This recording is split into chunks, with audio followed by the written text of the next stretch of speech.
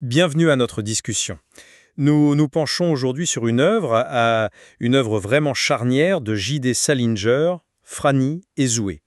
Au cœur du récit, il y a cette crise, la crise profonde de Franny Glass, une jeune femme qui, dégoûtée par la superficialité du monde qui l'entoure, se réfugie dans la lecture d'un texte mystique orthodoxe, les récits d'un pèlerin russe. Et c'est précisément ce refuge qui, pour moi, pose question.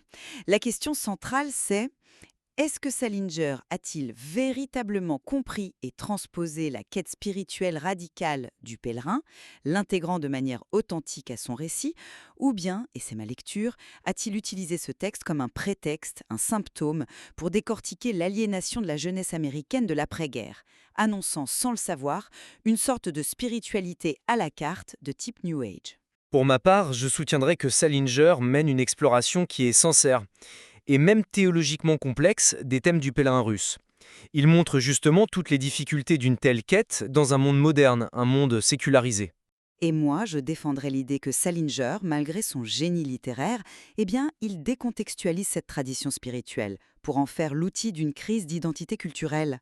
La spiritualité devient alors moins une voie de salut qu'un instrument de développement personnel. Je pense qu'on ne peut pas balayer l'engagement de Salinger comme ça d'un revers de main. Il ne se contente pas de faire une simple référence culturelle. Il place la prière de Jésus, qui est l'enseignement central des récits, au cœur même de l'intrigue et de la crise de Franny. Son dégoût, ce n'est pas juste une angoisse d'adolescente, il est dirigé contre ce qu'elle nomme l'ego, l'ego, l'ego. Ça, c'est un diagnostic spirituel, une reconnaissance de l'amour-propre comme un obstacle à la vérité, ce qui est un thème absolument central de l'ascèse chrétienne. Elle ne fait pas que lire le livre, elle tente maladroitement, oui, mais avec une intensité qui la mène à l'évanouissement, de mettre en pratique cette prière incessante. Et la conversation qui suit avec son frère Zoé, ce n'est pas du tout une façon de la ramener à la raison, c'est un approfondissement de sa démarche. C'est un vrai dialogue théologique sur la juste manière de prier. D'accord, mais j'aborde la question sous un angle très différent. Pour moi, Salinger instrumentalise cette tradition. Franny s'empare de la prière de Jésus comme d'une technique, presque un mantra magique pour anesthésier son angoisse. Elle est fascinée par cette idée, qu'elle cite, que la quantité de prière finira par engendrer une qualité par soi-même. C'est une vision quasi mécanique, qui ignore totalement le cadre de foi, d'humilité, de patience, qui sous-tend la démarche du pèlerin. D'ailleurs, qu'est-ce qui déclenche sa crise? Une révélation mystique? Ben non. C'est la prétention insupportable de son petit ami Lane et le vide intellectuel du milieu universitaire. Sa quête d'authenticité est symptomatique de la contre-culture naissante, où on va piocher dans des traditions autres pour critiquer le vide de la sienne. Le petit livre vert devient un accessoire, un symbole de son aliénation et pas du tout la source d'une conversion. Vous parlez de facteurs sociaux, mais n'est-ce pas justement le rôle du spirituel que de répondre à une faillite du social, de l'intellectuel? Son rejet de la comédie qu'elle aimait tant, son dégoût de l'égoïsme, son malaise physique, ce sont les symptômes classiques d'un combat intérieur, d'une âme qui cherche une nourriture que le monde ne lui donne plus. Elle aspire à une sagesse que le monde académique et ses pédants sont incapables de lui offrir. C'est une âme qui a, pour reprendre les termes de la Philocalide où est tiré l'enseignement du pèlerin, faim et soif de la justice. Sa crise est métaphysique.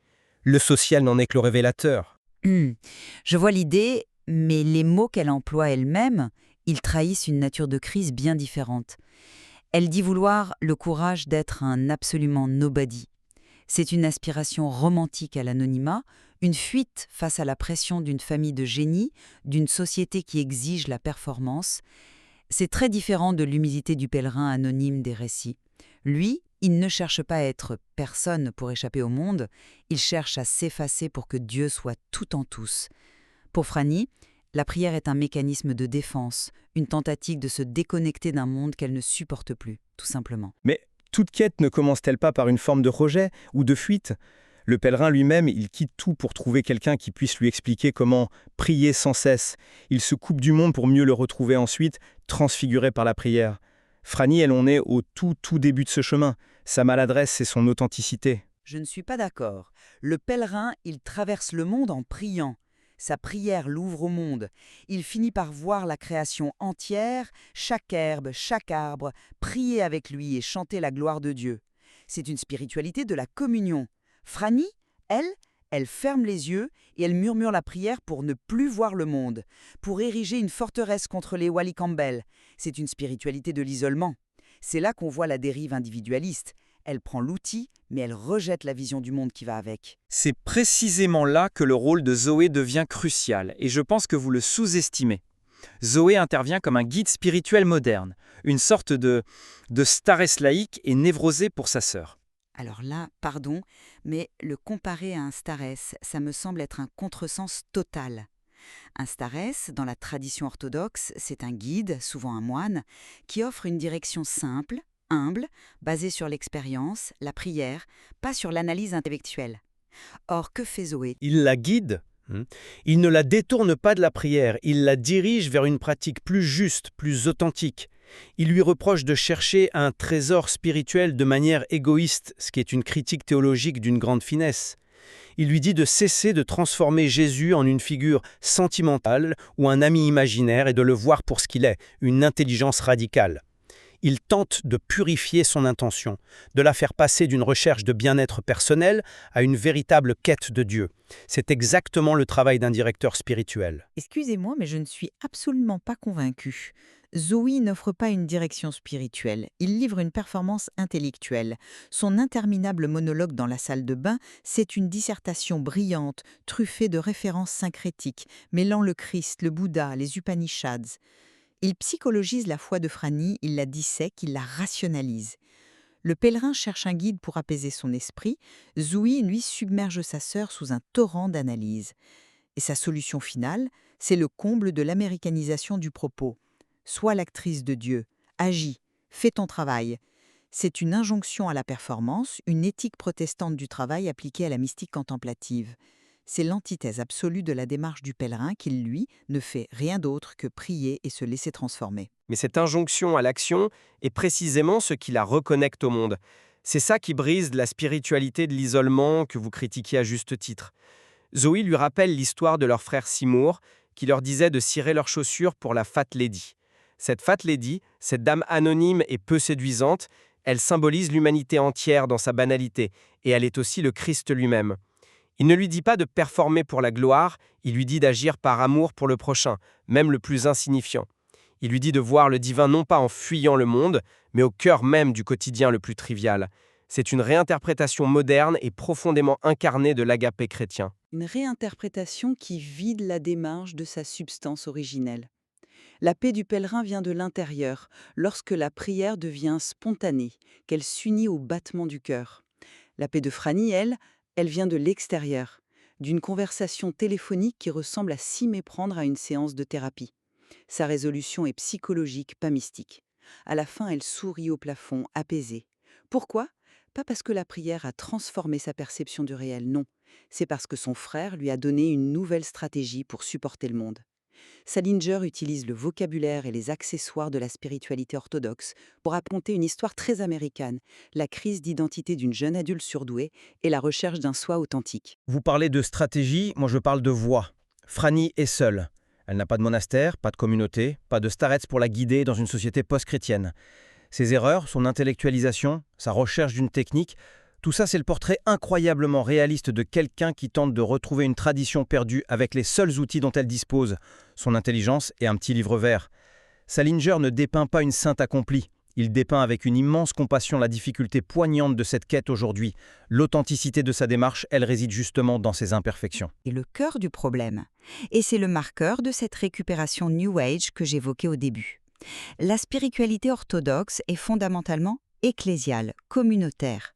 On ne s'y engage pas seul, on est reçu, guidé, accompagné. Franny, elle, c'est l'archétype du chercheur spirituel moderne. Elle prend un élément qui la séduit, la prière incessante, et elle rejette tout le cadre liturgique, doctrinal, communautaire qui lui donne son sens profond. C'est du cherry-picking spirituel comme on dirait aujourd'hui. Elle veut les effets de la prière sans l'engagement dans la foi qui la produit. C'est la définition même d'une approche consumériste de la spiritualité, où l'on assemble sa propre voix à partir de fragments de traditions diverses pour apaiser une angoisse existentielle.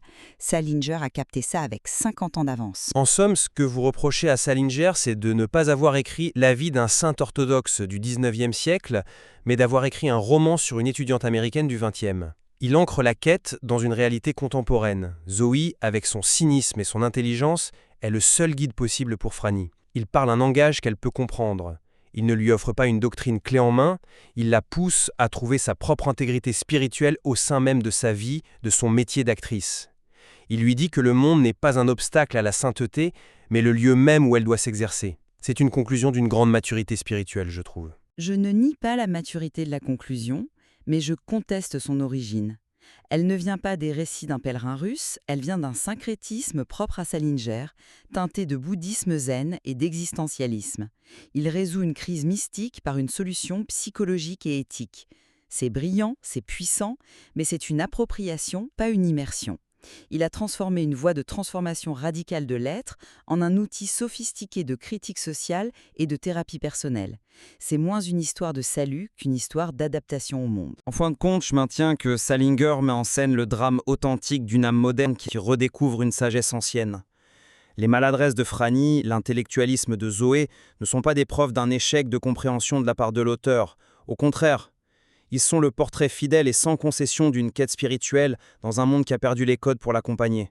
L'œuvre montre la difficulté, mais aussi l'impérieuse nécessité de cette quête. Et je persiste à penser que Franny et Zoé, malgré sa profondeur, restent une analyse de l'aliénation moderne qui se sert de la spiritualité orthodoxe comme d'un puissant catalyseur symbolique. Salinger a parfaitement saisi l'émergence d'une jeunesse en quête de sens, prête à piocher dans toutes les traditions pour combler un vide. Mais ce faisant, il illustre et peut-être même inaugure une tendance culturelle qui transforme les voies de salut en outils de bien-être. La tension entre ces deux lectures, de toute façon, demeure. Le livre peut être vu comme une porte d'entrée, une passerelle vers une spiritualité exigeante pour un public qui en ignore tout. Ou comme le premier symptôme d'une culture qui préfère consommer les spiritualités plutôt que de s'y soumettre, en effet. Et le génie durable de Salinger est peut-être d'avoir écrit une œuvre si riche et si ambiguë qu'elle nous force, encore aujourd'hui, à nous poser ces questions fondamentales sur la nature de la foi à l'ère moderne. La discussion reste ouverte.